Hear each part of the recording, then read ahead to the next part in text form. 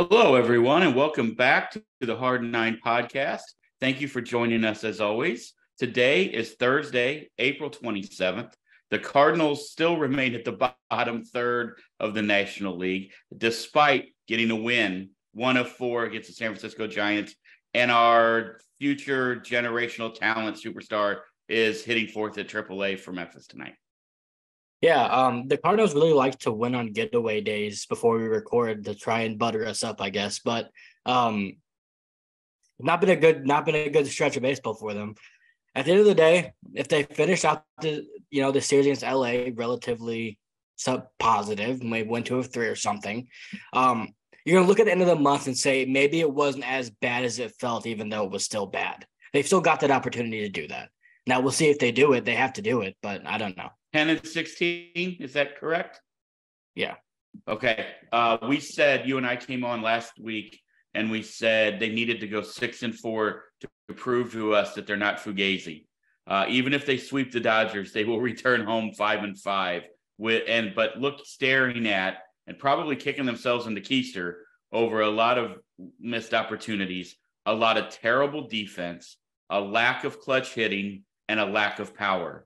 I think that sums it up. And then, honestly, great start today by Miles. Needed Miles to go back to Miles. Jack's been good on the road trip. Monty's been good on the road trip. Steven Matz has been non-existent. Jake Woodford, I know that the numbers don't look terrible, but if you look at the peripherals, not strong at all. Hard to get on a nice little streak when 2 to 3/5 of your rotation is struggling every time they go out. Yeah, there is a positive though. To me, I feel like you feel pretty good about Miles. You feel because he's been trending upward the whole year. Every start's been better than the last. He looked really good today. Obviously, 6 in the third shutout. Jack looks great. He looks as good as we've seen him since 2021, and Monty looks as good as we've seen him since he's been a Cardinal. Really, so I think that's a positive. We'll see what Wainwright is when he comes back. A lot of rumors going around today that Steven Matz, they might be skipping his start and contemplating taking him out of the rotation at some point, which is interesting. I don't know if they're ever going to do it just because Matz is one of the only people we have locked up beyond this year. But, that is where you see a Libertor. Like, that is where you could see him come up if Matz continues to struggle. But even if you have like 2 guys in your rotation that are shaky and 3 that are pretty solid at the deadline that stay healthy, hopefully, you can address that at the deadline and fix it, honestly. So at least you feel better, much better about where the rotation's at than you did. But it's just their vibes around this team are very weird right now. That's the thing to me. It's very weird. They don't even look that excited. Like Burleson hit a home run today to give them the lead. After it was a pitcher's duel between Logan Webb, who was great today, and Michaelis. And it just didn't feel like it should feel when you get the lead. No, nor did it look like it in the dugout. And I don't know what it is. I have no idea. I've told you many times, it feels like this is the most boring ass white bread team there is out there. It's just boring. And I don't know I understand, it's the chicken and the egg argument. When you win, do you win because you're having fun or are you having fun because you win? I understand that. I played sports. I've watched sports my entire life. I know that. But even when they are winning, it feels like there's no sense of community. And again, I'm not in that dugout. I'm not in that clubhouse. So I'm not going to judge from afar too much, but it does feel like there is something off. One thing I think fans can easily say is the Giants offense is not good. It's just not. That is not a lineup that scares you in at all. You made Alex Cobb look like Jacob deGrom, and you lost a bullpen game that you should have won. I mean, to be fair, yeah, you take 1 of 4 in San Francisco. That's not a fucking silver lining, if we're going to be honest.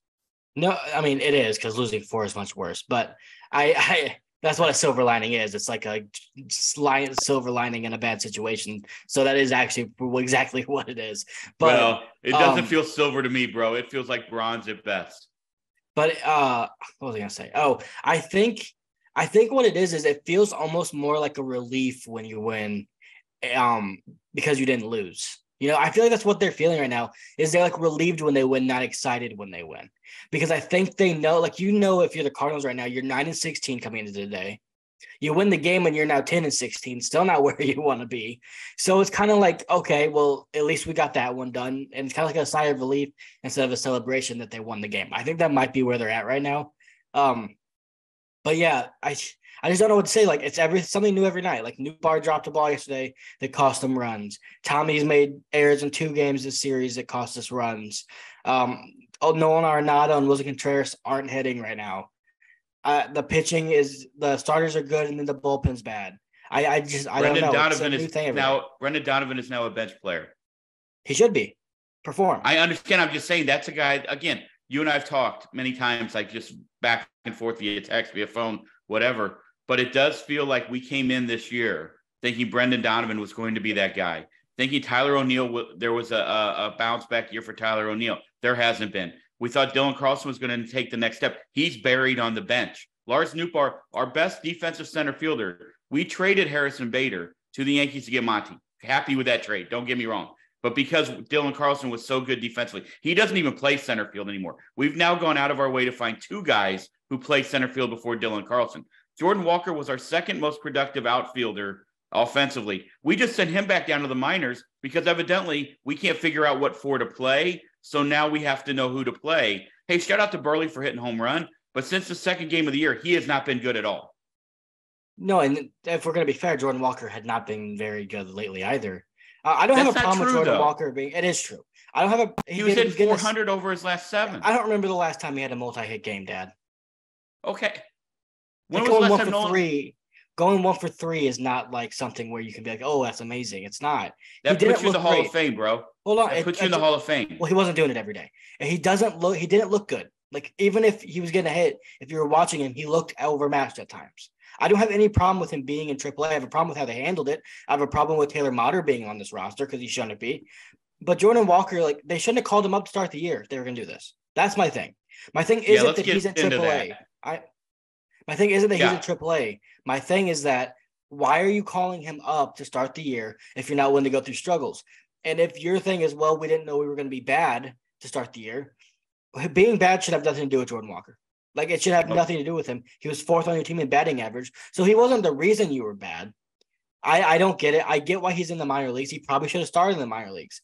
The thing that bothers me the most about this is you come out and you say he's made the team because of how he handled struggles. And we believe he can handle struggles at the big league level and come with us, basically.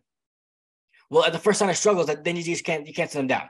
There's too much I don't know if it's lies or if it's misrepresentations mixed messages, misrepresentations of facts.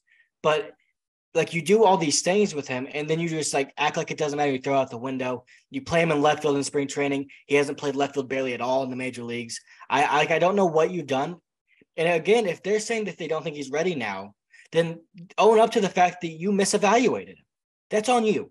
That's not on Jordan Walker. He's 20 years old. He shouldn't be ready to be in the major leagues. So if you misevaluated him, then come out and say, that's on us. We should have started him at AAA. Don't come up and say, well, he hits the ball on the ground a lot. Was he not doing that in spring training? He had one of the highest ground ball rates in all of spring training. He doesn't play good defense. I didn't see him play great defense in spring training. I don't know what they were watching if they did. So they knew these things. He played exactly how I expected him to play. He showed some power at times. He hit the ball hard on the ground, and he didn't play good defense. What else did you expect? Yeah, it's a really valid point. And then Ollie's comments today a little bit weird about the preparedness of playing daily at the big league level. I didn't really necessarily understand all of that. I don't have I'll look it up here in a minute. I don't have it right in front of me. It just kind of caught me off guard a little bit. I disagree. I think you let him work through it. I think he should be at the big league level. I know his defense isn't great. This organization won a World Series with Chris Duncan in left field. All right. Let's not forget Chris Duncan wasn't a 20-year-old prospect. I understand, but here's what I'm going to tell you. All right. Anthony Volpe has about the same stats. Yes, he has a better WAR because he played shortstop. I understand that. You know what the Yankees did when he's hitting 230, by the way. They moved him up to the leadoff spot. Guess what the Mariners did last year when J-Rod had a 544 OPS? They didn't send him to AAA. They didn't say, oh, he can't handle it. He doesn't need to be here. They moved him to the leadoff spot. He ended up with a 7 WAR and ran away with Rookie of the Year and has become a superstar. We instead, Barry, our guy in the 8-hole, refused to move him up even when he's on a 12-game hitting streak to start his career. Don't move him up at all. And then when he starts to struggle, like you said, put him on the bench, and then we relegate him to AAA after we give him 2 days to work on things and sit him. I don't understand. And let's not also forget We said a lot of people out there saying, well, he's not in right field because of the rough right field in San Francisco. Alec Burleson, who, by the way, just as bad defensively, is out there also. Like, he's not just close. Bad. He's close. No, Come on. He's not. Jordan Walker's like the worst defensive outfielder in baseball right now. I get it, and I understand that. But the bigger problem is, why was Jordan Walker not playing outfield the entire year last year? Yes. Why was he at third base at all? Like, at all. He shouldn't have played one game at third base last year. Just to not paraphrase Ollie, Ollie Marmol. Oh, no. That's on me. Never mind.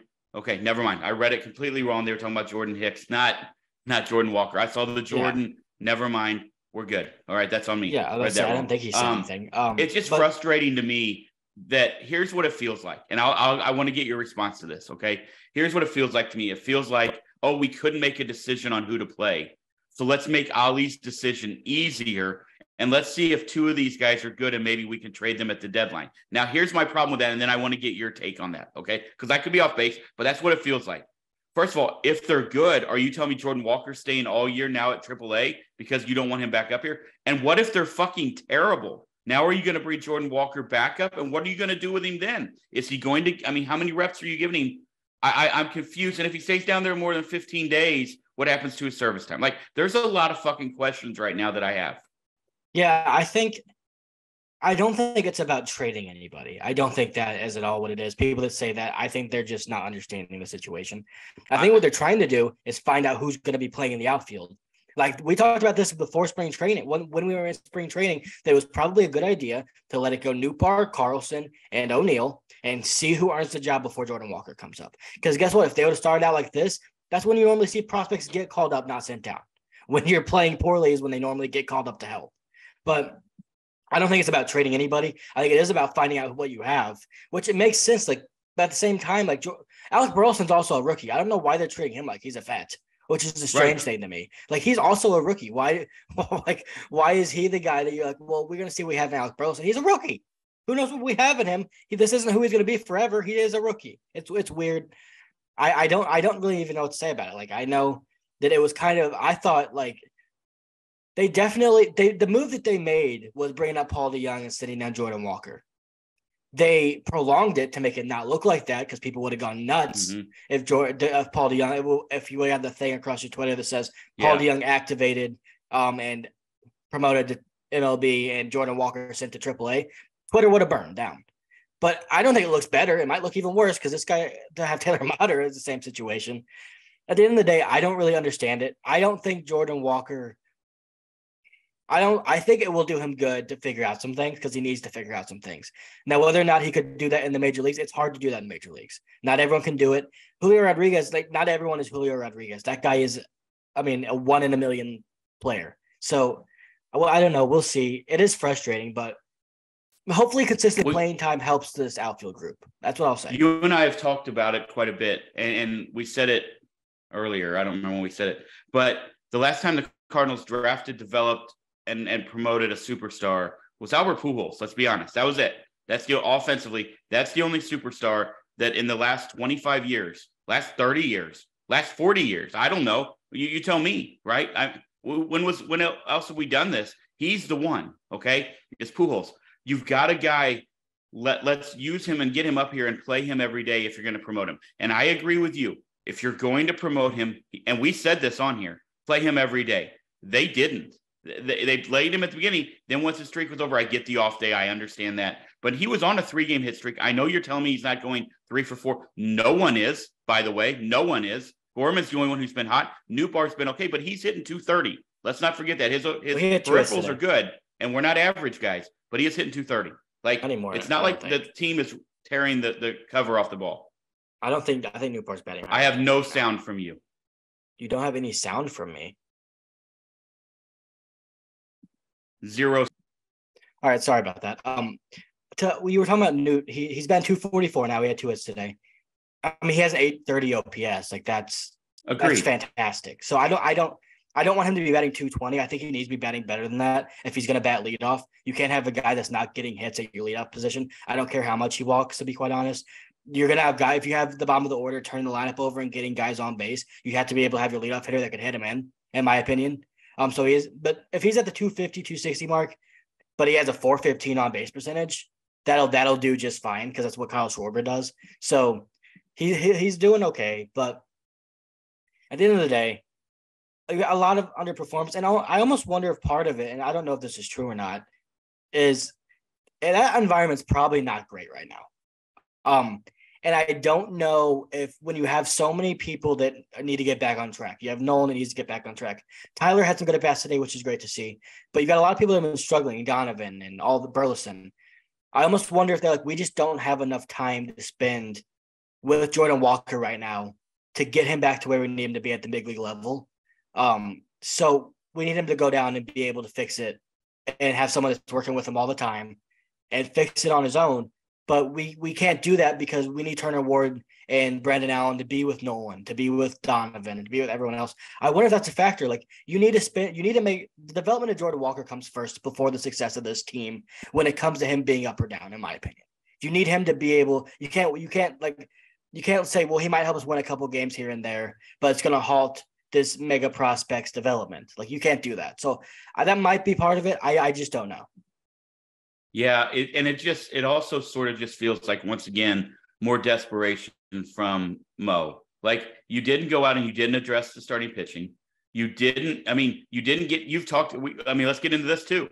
You didn't go out and get a shortstop because Tommy Edman was your shortstop. He's no longer playing shortstop. By the way, shout out to Paul DeYoung for coming up and raking. Not mad at that, but Tommy Edman cost you 2 games because of errors at second base.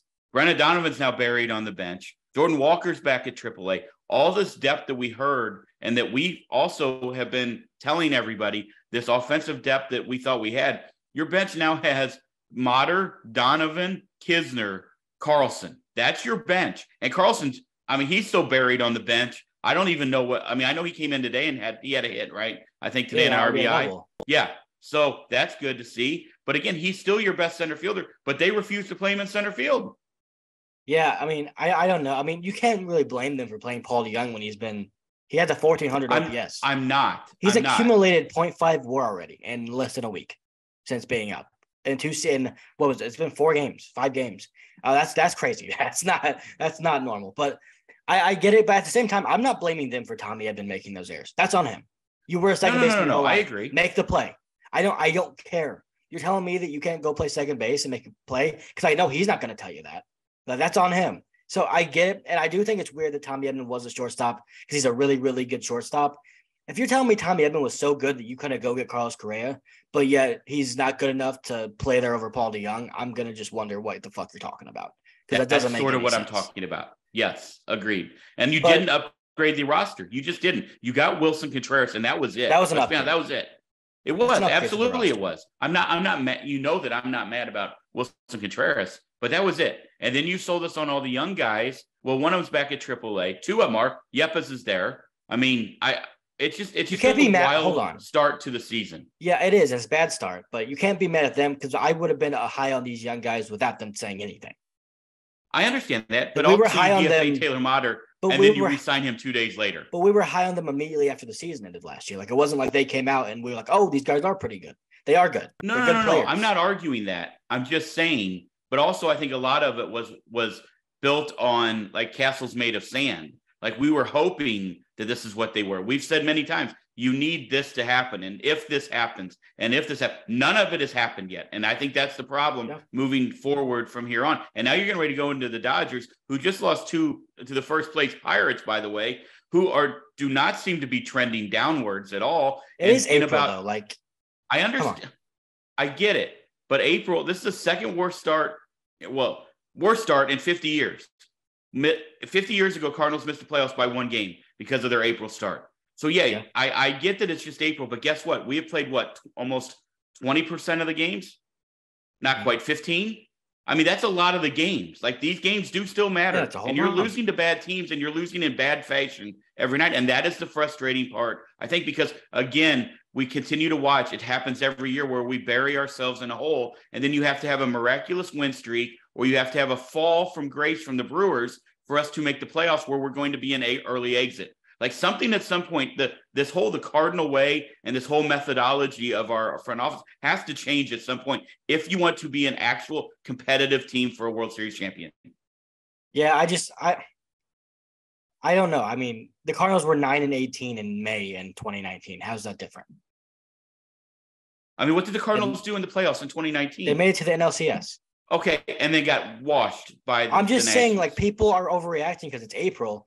They've had months this bad. It's not been saying it's the worst start in 50 years. Sure, it's not the worst month in 50 years. And that's really what matters more than anything. They can recover from this. They have to stop it. You can't be. You almost have to sweep the Dodgers. If you want, because if you were to go in there and you were to do that. By the way, this isn't the Dodgers, and you might be looking at me crazy when I say that. This isn't the Dodgers of old. This is not a great Dodgers team. It's actually it's not even a particularly good Dodgers team. I actually think they're quite bad, if I'm being honest with you. So if you were to go in and you were to say this turned it around, this game for whatever reason, and you win the next three, then your month ends 13-16, and it's not even that bad, right? That's not the worst. That's your worst month of the year. It's not the worst month. That's not horrible, but they've got to do it. You've got to turn it around. And to me, I think they're going Nolan Arenado starts going. Because I feel like we're talking about all these little things, the Jordan Walker situation, or Tyler O'Neill, who had a pretty good day today, actually. It hasn't shown up, even though he did tie the game the other night, by the way. It's not his fault Ryan Helsley blew it. That'd be a much bigger thing that we'd be talking about if Ryan Helsley saved the game, that Tyler O'Neill came off the bench and saved our asses, basically, with the double. So Nolan Arenado needs to step up. Where are you? You stayed here. You said you wanted to be here. I know you didn't take as much money, and we all love and appreciate you for that. But when a team is going through a rut, you have to be the guy that helps them get out of it. You can't be the guy that helps us sink further. You can't have Goldschmidt going 4 for 5 yesterday by himself, scoring our only runs because he hit 2 homers, and you're just a non-factor all game. He doesn't even look. There are a couple of swings there where it doesn't even look like he's looking at the baseball. He's popping up on the infield and not even looking at how normally when people pop up, their head moves the least. He's staring at the pitcher while the ball's in the air. I don't know what's going on with him. He had a hit today, but he's got to figure it out. This team's going to go when he goes because he's one of the anchors. I don't think we can just look at this team and say, why are they struggling, and give Nolan Arenado a free pass, because he has been awful. He's 3 for his last 34. It's awful. Jordan Hicks much better lately, and Genesis Cabrera both much better lately. Yeah. Zach Thompson not great last night. Chris Stratton not great last night. Those were both bad, so those are downers.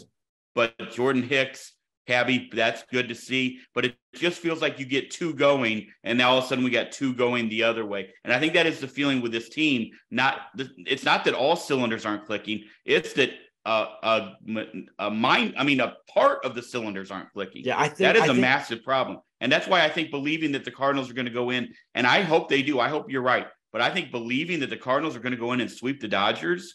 I didn't say I believed it. No, I know you didn't.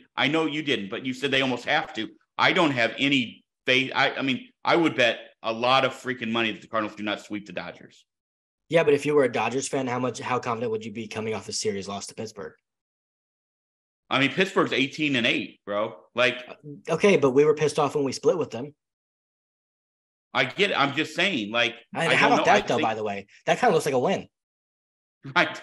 Also, here's the thing. Shout out to Brian Reynolds for getting the bag, right? Yeah. Shout out to him for getting the bag. But here's the other thing about Pittsburgh. You're without O'Neill Cruz, your stud shortstop. But you are about to get another Cruz in about a month, who, by all accounts and everything I've read right down here playing for LSU, he's going to be the number 1 pick overall. The consensus among college and many minor league coaches is he's Robin Ventura-like, where they don't even know if he needs to go to the minor leagues. He's going to, don't get me wrong. But he is that good. Literally everyone down here, when you hear Alex Bregman say he's the best player that's ever played at LSU, there are reasons that people are saying these things. He is that good. He could end up being a guy. I'm not saying maybe in 2023, but next year he could be on that opening day roster for the Pirates. Dylan Cruz is that guy, and everybody seems to think that way. So the Pirates are on the comeuppance. There is no doubt about it. So it's going to be interesting to see. Yeah, that lineup sucks. I'm sorry. How often are you going to get go-ahead home runs from Rodolfo Castro and Connor Joe? Seriously. How about this? If they make the playoffs, I'll streak through the neighborhood. That team is not good. Let's not do that.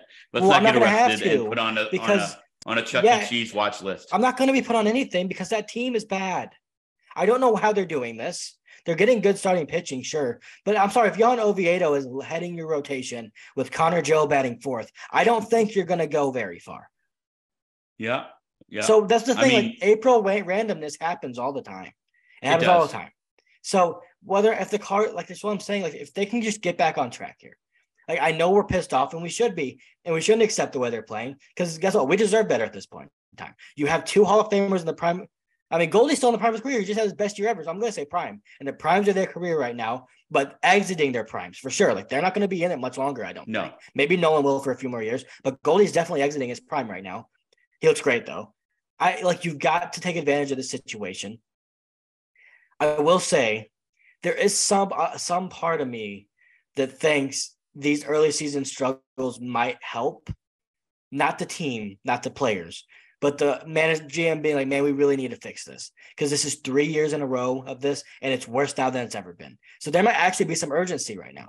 Now, their version of urgency was sending down Jordan Walker. For I don't know why that was what they thought was needed, but if they can pick the right amount of urgency, maybe this is what propels them to go get someone at the deadline that's bigger. He's like, okay, well, we can't keep doing this. I mean, I don't know, but if they keep playing like this, Dad, the fans aren't showing up. They're not going to be showing up. It's not going to happen. And here's okay. We go back to the chicken and the egg, like with the are you winning because you're having fun or having fun because you're winning? It goes the same way with this, right? They've now sent Walker to AAA because they're going to put the 4 outfielders, whatever. Okay, whatever. That's what you got now. All right.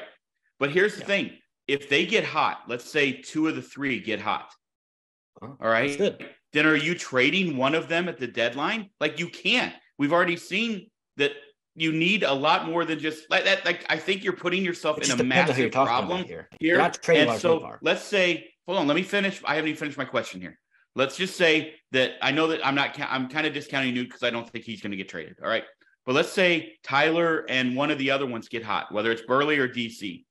Then are you going to trade them in July for a pitcher? And now all of a sudden you're calling Jordan Walker back up, who you've already sent down once, and now he's been at AAA for, let's say, 3 months? Or are you going to put I just think I don't. Okay, then that causes enough. Now we're adding a whole nother problem. I think you're looking at it the wrong way. If you leave them all in and they struggle, now you have no value from any of them. I don't know if you're damned if you do and damned if you don't. I don't know that answer. I think you're looking at it the wrong way. I don't think they're looking at this in terms of trading anybody.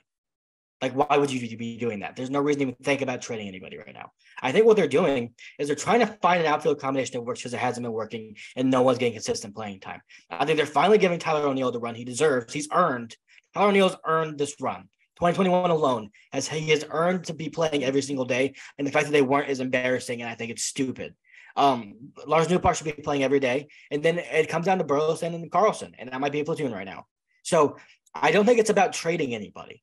And also, like, you can't predict, if you're a GM, you can't even do that because you have no idea whoever you want to trade with wants and who they even have available.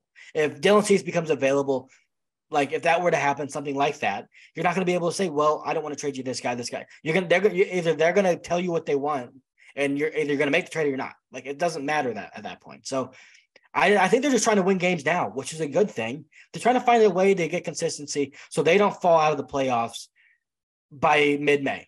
Because if you're 13 games back by May 10th, you're in trouble. So, all right, before we get out of here, I got a few questions for you. So I want to get your answers. How long is the leash on Paul DeJong? Go. If he goes 0 for 8 with like 5 strikeouts in a 2-game period, he's not starting again for a week for me. Okay, so what if he goes 4 for 16 in a 4-game period with 4 singles? Then I'm playing Donovan. Okay, so that's so 250 over the next 4 games. Like I really want to know. We're back to where, like, I think that's a really interesting question because I'd like to know what. I mean, is he now a staple because he's had a hot start? I don't know what it is. Here's where he's at, and I think he knows this because he probably should, and I think it's fair because of how bad he's been. He's at and he's done this before where he's come up and been hot, and then they let him go, and then he doesn't get a hit for 2 weeks. I think he's at a point where if you're going to have to stay alive, you're probably going to have to be great for a month. Like, you're going to have to be great for a month. And then if you struggle, you have to bounce back fast. Like, okay, at this point, that's just the position he's put himself in. Because, I mean, you can't have Paul DeJong going up there and striking out every time again. But I do think we should give him some love because he looks different. And it's not that I think it's sustainable because I don't even know if it's sustainable. But his swing there's a palpable difference. That's what I look at. Because when you have him come up like last year, and we even talked about this, I was like, his swing looks the same.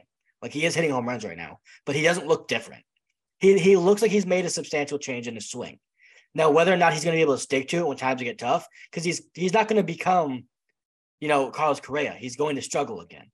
If he's going to be able to, I just don't know. Like, even though he's hot right now, when his name is in the lineup, I feel worse about it than when Donovan's name is in it. I'm still there with him. Okay, let me piggyback on that because I got 3 more questions for you, and then we'll get out of here. Let me piggyback on that. What does that do for Brendan Donovan's confidence and his ability to perform at the level that we saw last year? I don't know. I think you're going to see him play more outfield, Donovan, if guys aren't performing out there. I do. And that's fine. Outfielder. Yeah, I mean, actually, which is probably why. I'm sorry, I can't stop laughing at this point. Well, why would you not want to have a guy that can play everywhere? Why would you not want that? No. That's not what I'm saying. We're talking about, look at Brendan Donovan's offensive stats. Like, they're not good, but we sent Jordan Walker down. It's a month, Dad. It's a month. Nolan Arenado has the worst baseball savant page you're ever going to see in your life right now. He's Nolan Arenado. Okay, Nolan Arenado has a 10-year track record. Brendan Donovan doesn't. Okay. So let's relax. Okay, Julio Rodriguez has been really bad to start the year. He doesn't have a 10-year track record. He has an 18-year contract, but doesn't have a 10-year track record. So struggles happen in this sport. The thing that I don't like about having this many options, I just had like an attack. Having this many options is when guys struggle, you get too tempted to put other guys in. Mm-hmm. That's not how baseball works. This isn't basketball where you have a rotation every night. So if Steph Curry has an off shooting night, you could just bring in Jordan Poole. That's not where we're at. It's not baseball. So you have to be able to identify, and it can't just be Goldie Contreras Nolan that has leeway, or Newt, because put him in there too, because he does as well. You can't say, okay, if you struggle for 3 games, you're out of the lineup for a week, because that's fucking stupid. That's not how baseball works. We've been around too long. No. And that is why this biggest thing, it's a jumbled mess of a roster that they created. And I think sending Jordan Walker down helped it a little bit, not because of him, but because you have less options to try and get at-bats for. Okay. So 2. This is on John Mozeliak. Agreed. He should have made trades this offseason, but he's indecisive because of a Rosarena, because of Libertor, because of Adolis Garcia. He's indecisive, and you can't do that in this sport. People are going to lap you by, especially when there are people like the Braves who go out and it seems like they add a franchise player every offseason. Yeah, it seems like Mo is playing checkers while everybody else in the league around us is playing chess. That's what it feels like. I think that's legitimately how I feel. I think he's playing hide and seek, but he hasn't caught on to the fact that no one's going to go find him, so he's just hiding in the closet the whole time. You just stepped on my joke and tried to like one up it is all you just did right there. I had a really good line, and all you did was, let's find a better game that's a better analogy. That's all you did. Emma just said CJ Stroud to the Texans. Yeah, drafted number 2 overall. Shout out CJ. All right. NFL draft tonight. Which player that every other team has in the 4th or 5th round will the Saints draft in the 1st round tonight? That's all we need to know. That's what happens every year. Probably some wide offensive lineman that gets injured week 3. From Rice or something like that. No offense to the people listening Lance from Rice. I'm just saying. Nephew from Rice. Yeah, bingo. That's what it'll be. All right. 2. Do you think what level do you believe the newness of Wilson Contreras is playing on the early season struggles of the team? I think on the team or the pitching staff. I mean, I think that all goes hand in hand. So I guess, however you wanted to frame that, I think the pitching staff leads to the problems with the team. So there you go. Is your next question about the coaches? It is. Okay, so I was going to say something about it, but okay. Wilson Contreras, it's unfair for me or any of you who are watching this saying this about Wilson Contreras. It is unfair of you, and you're scapegoating a guy for no reason. And and I'm not saying you're doing this, but I'm saying anyone that's doing it. No, because you have no fucking clue. You have no clue. You have people that go in here and say, well, why do you call a slider? How do you know Miles Michaelis didn't shake off the fastball? You have no idea what is going on. There's so many things. You don't know what Dusty Blake's saying in the meetings. You don't know what Wilson Contreras is saying in the meetings. You don't know where they disagree. You don't know what the script is.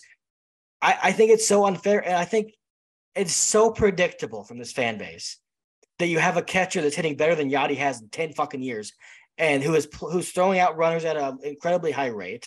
His blocking's been iffy, but a lot of that's because our pitchers don't locate anything. I just think it's so predictable of them to now use him as a scapegoat, and I think it's fucking stupid, and it's so dumb. I actually hate it because you just don't know. It's so unfair. It is so unfair for us to act like this. And it's because of the Cubs that came out and said all this shit about him that you planted this in our heads. And I said this before, and I'll say it again. I don't care if the Cubs tell me anything about anybody because they don't know how to run a team. They didn't win a World Series for 108 years, and they've been bad since they won the World Series again. So why are we taking what they say and saying, oh, this is definitely true? Because David Ross, the best catcher of all time, said it. Well, he wasn't. Like, it's so frustrating to me. So I don't know. Like, my answer is I don't know, but I think it's stupid to assume one way or the other. Agreed. That leads into, do you believe the newness of the coaches, Dusty Blake, Turner Ward? Stop saying that. Newness? Yeah. Newness. Either way, the newness of the new car smell of those two, has that worn off? Do you think that's been part of the problem? I mean, obviously we saw Maddox, we saw Jeff Albert, and we saw Holiday all leave, not be asked to leave, not re-signed, but they all left on their own. All right. Like they made the decision to move on from this organization for a reason. We don't know all of those reasons. All right. Yes, we do. However, do you believe we don't know. Dusty Blake and Turner Ward, do we believe that's been part of the problem as well? I'll just say the same thing I just said. We have no fucking clue. Okay. Here's the thing. Like how I mean, you could give us a guess here to help everybody. I can't give you a guess because how am I supposed to tell you whether it's execution by the players or game plan by the coaches? I can't tell you that. That's valid. So if Steven Matz's approach, let's say, is to get sinkers in, which is where Contreras was setting up all day yesterday, get your sinker inside, and he's leaving it out over the middle of the plate, is it Dusty Blake's fault that Steven Matz has no command that day? No, please understand that I wasn't blaming those guys. I'm not talking to you. I'm talking to the people listening. People listening or watching are thinking you're blaming me right now. Okay, I'm not blaming you. But what I'm saying is, like, there's no guess. That's why I hate when people do this. I don't know. It's not me. That's why when people say, hey, this hitting coach should be fired. If the players like him, then why should I say anything? I don't think Turner Ward is going up to Nolan Arenado and saying, hey, why don't you suck today? Nolan, the Hall of Famer. Why don't you change what you've done your whole career? I don't think that's happening. There's execution and there's game plan. And to me, the players should be the ones that identify if the game plan is the problem or if the execution is the problem. Not me, because I have no idea. Last question. Should Ollie be on the hot seat? No. For what? Okay. For a bad rotation he was handed? Look, here's why I'm asking you these questions. These are the hot topics that are going on right now on social media and around the Cardinal fan base. So that's why I'm bringing this question. I'm not mad at the questions. They're not that I believe it. Well, you've gotten a little snippy tonight. Here's my problem, and here's why I'm getting frustrated. Your newness is wearing off. I'm sorry that it's coming off as it's at you, but I listen to a lot of St. Louis sports talk because they have a lot of interviews with people that have more insight because they're around the team that I don't have. So I want to hear what they're saying. It's the same goddamn question every day. It's about Ollie Marmol, and it's about Ollie Marmol was handled a jumbled shit show of a roster. There's starting pitchers that don't strike anybody out. There's relievers that have been volatile their whole career. There's 85 outfielders. Paul DeYoung's back. What is he supposed to do with this? Like, how do you make sense of it? And I think and I'm so happy for Paul DeYoung, but my gosh, how much more difficult does it make it that he's hitting? Now he's like, I don't know what the hell to do. Like, throw the names in a fucking hat and put them out in the lineup because he has no idea what to do. Too much. We've said too much talent is never a bad thing. I think it is a bad thing. I almost have to get off Twitter because there are some things I just don't understand. Yeah, same. I don't understand all the Ollie hate. There are some things he does that are warranted. Like if he makes a bad decision, he brings in a reliever that gets blown up. That's something you can blame him for because that's the decision he has control over. But what he doesn't have control over is that he was handed a roster and probably told, hey, you got to get these guys at bats because we got to find out what we have. And so when he's sitting someone you don't want to sit, guess what? Every night he's probably not going to be playing all 9 guys you want because he has to find a way to get these guys in. It's what he's told to do. Like he's told to get these guys in. Right. He's handed a roster with too many people that are almost too good. Like you don't have enough players that are bad. You either have like Mater, honestly, just him.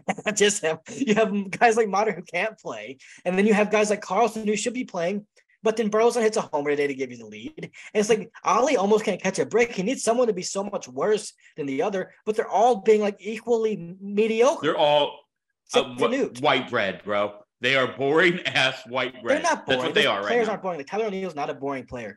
You know what I mean. Right now, they all look alike. They look like the loaf of bread. That's what they all look like. Nothing separates. Not even mold. Bad right now. There's no mold either. Like no mold. You also, you know how like when you're going well as a team, there's normally one guy you can point to that's going nuts. You know, like in 2021, when we went on that crazy streak, Goldie and Tyler O'Neill were out of their minds for that entire streak. Like they were going insane. You're not having anybody do that other than Paul DeYoung. Paul DeYoung, yeah, but he's cooled off lately. He struck out 4 times. Right, he has. But still, he got a hit, but he did strike out 4 times today. Yeah. But you're not Goldie had a great game yesterday. He hit the ball hard today too. But you need somebody like that that the other team's afraid of at some point in time. It seems like you're not afraid of anyone right now, except for maybe Goldie. You've got to have someone like be able to have a player of the week type week at some point. Like Yandy Diaz, the reason the Rays were winning is they had Yandy Diaz and Brandon Lau going nut job. Like we haven't had that yet. And when you have guys like Arenado and Goldie and Contreras, you know it's going to come because they have weeks like that all the time. They just need to do it. So that's where I'm at. Yeah, I mean, I think that's hard to argue with, but it's just so funny that 3 weeks ago we were talking about how it would be no problem for Ollie to find at bats for all these guys, and we had a feeling that they would all be doing very well. Now it's finding at bats for everybody because they're all not doing very well. It's gone to complete 180. Or they're all like not doing the process. None of them are doing bad enough to where you should not play them, and none of them are doing well enough to where except for Newt, because Newt is playing really well. Then we have to play. I mean, even Newt dropped a fly ball yesterday to cost us the game. So it's like whatever way you turn, something's going wrong. I do think, though, I think tomorrow's the big game. Now let's get into a little bit of this series, just a little bit, and then we can get out of here. I think tomorrow's a big game. They haven't won the first game of the series, and they can keep saying they don't think about it, but I know you know now because the reporters asked you about it. So I think if they go in there, they win tomorrow.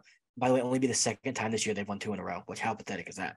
If they go, that's so third time. Sorry, that's so bad. But if they can go in tomorrow and take game 1 against the Dodgers, set yourself up to be able to win that series immediately because you have Jack going later in the series and Monty. I think that'd be really, really good for them. They need to do it. Is Jack going tomorrow? Yeah, Jack goes.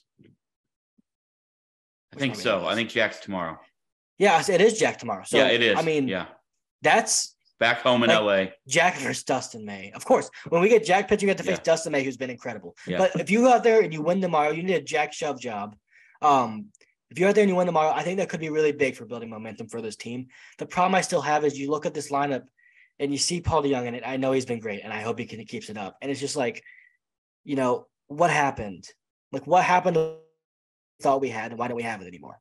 We went from O'Neill, Gorman, and Walker to today it was Kisner, DeYoung, and who am I missing? There was somebody else in there that just made no, I don't remember who it was. Whatever Tommy. It was.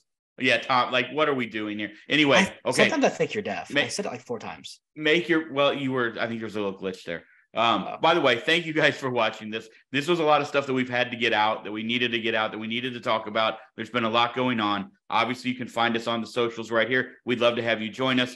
Please hit that subscribe button on YouTube. That helps us out. Tell a friend. We appreciate you for all of that. Let's make a prediction and get out of here. All right, you get your predictions first because I don't want to give mine first. That's my only reason. Okay, yeah, we got the weekend series, Chavez Ravine, West LA fadeaway at the Dodgers. Max Muncy leading in home runs, I think, and RBIs in the National League.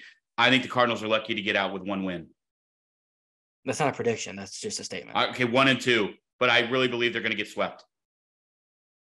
I don't understand why the Dodgers aren't playing well either. I understand. I'm just telling you, I have zero faith right now in this team. I hope that they change it. I hope that they turn it around. I hope that 2 pitchers go out there and shove. That's really what I hope. That just doesn't seem to happen in a 3-game set yet. So I'm going to go ahead and I'm going to say the Cardinals get out of LA with 1 win and they escape the road trip 3-7, which is absolutely awful. That's what I'm going to say. Okay. So they've got, you know what? I think they sweep. And here's why. One, I think when we have streaks to turn around, it's the most unlikely thing that happens. And I think Andrew Kisner's incredible play today, that tag. I think it's going to be like the most unlikely situation to flip the script and actually got us on track. So I think that, but also here's my thing. I'm looking at the. When you say sweep, clarify. Cardinals sweep or Dodgers Cardinals sweep? I think Jack Flaherty's going to shove. I think Monty's going to shove, and I think we're going to hit Kershaw. He's a lefty. And then I think game 3, it's Woodford versus Syndergaard. I think they both go 3 innings and probably both get shelled. And then it's battle of the bullpens. So I'm going – the Dodgers bullpen hasn't been good this year. I'm going with a sweep just because I want it to happen, not because it probably will happen. And I'm going to pick my player of the weekend. Are you ready? Yeah. Nolan Arenado's going back home. He's going to go out there and he's hitting 5 jacks in 3 games, and we're sweeping. That's what's happening. One of us has picked him in every series, and it's yet to happen. He's Nolan Arenado. It has to happen eventually. Yeah, my pick is Max Muncy. No, pick it for the Cardinals, not for the fucking Dodgers. Pick one of the pitchers if you want. All the young. Stop joking around. No, it's not. I'm not. I'm being serious. He's the only hot hitter right now. He's going to hit Dustin May or Kershaw. Who's he going to hit off? No, but he's my one. He's my pick. All the young. He's going to go 3 for 12. He's going to ride the player of the We're going to ride the D train all the way through the Dodgers. I hope he does. He looks great right now. We probably didn't give him enough credit. But, okay, that's where we're going with it. Because if we sweep, I'm coming here and I laugh at you. We're not going to sweep. You're going to have to. You're going to have to do that because I don't – okay, last question before we get out of here. Sorry, I did have one more. We keep saying it's April. Well, April, that we turn the page on Monday to become May. When, if we continue to be playing at roughly 40% win rate, 35% win rate, 40%, whatever. I'm not great at math there. You know what I'm saying? When does it become when do we start to, when should we worry and get concerned? That's what I want to know. If we get, okay, when should we be worried or concerned? Those are 2 different. Okay. That's a synonym. You should probably be concerned right now. I am. Okay. Yeah. So that's what I'm saying. You should be concerned right now. But I think that they have the ability to play well for a week and then it's not as concerning anymore. So right now, if you're not at least a little bit concerned or on the edge about what this good team's going through right now, I don't know if you've been watching the games, to be quite honest. But that doesn't mean that I think they're going to be bad and miss the playoffs. It just means that right now, there's an alert. There's an alert. I'm alerted to what's happening here. Turn it around, or shit's going to go down. I think if you get past this trip, if you get swept by the Dodgers, I'm full-blown panic mode, and I'm saying that this season might be fucked because this team can't get on a roll. They haven't been able to sustain any kind of momentum from a win. And that's the biggest problem. How many wins have we been that could get them going? It's happened against Mad Bum. It happened in Colorado with Nolan's massive double, and then they won the game after that. And they just haven't been able to sustain momentum. And that, to me, if that trend continues, that's alarming because you can't ride a high, but you can ride lows as hard as it seems to riding lows. That's the sign of a team that's going to have a tough year. So you're currently a tornado watch. Yes. But potentially by Monday could be one big fat-ass warning. If Nolan Arenado's still playing poorly, and if Jack and Monty get lit up, the season's over. Because those are the only 2 hopes we have. So they've got to go out there and do their thing. They're going to sweep. No pressure, they're going to sweep, so who cares? We're going to be 13-16 at the end of April, and it's not even going to be that big of a deal. So I hope that we are on here Monday talking about a sweep. That's what I hope. Look, Jazz Fest weekend down here. Going to Jazz Fest on Sunday. Looking forward to that, so that'll be fun. If they sweep, will you come on shirtless? Nope. We need to keep the viewers that we have. Speaking of those viewers that we have, don't forget, you can subscribe down here. You can hit the like buttons. You can follow. You know where we all are. We'd love to hear from you on YouTube. We appreciate every single one of you. We know it had been a while. Caleb's had a rough semester at school right now and winding it down. So right now. We promise it will be a little bit better. We had hoped to be there. It's just gotten difficult. My work schedule's been a little bit difficult. So things are starting to even out a little bit. But we appreciate all of you. Have an amazing weekend. Enjoy some more late night baseball in LA. Hopefully the Cardinals sweep and Caleb can come on and peacock and pat himself on the back. But we'll just see what happens. We could be at a tornado warning come Monday. Everybody have a fantastic weekend. We'll talk to you soon. Let's go Cards.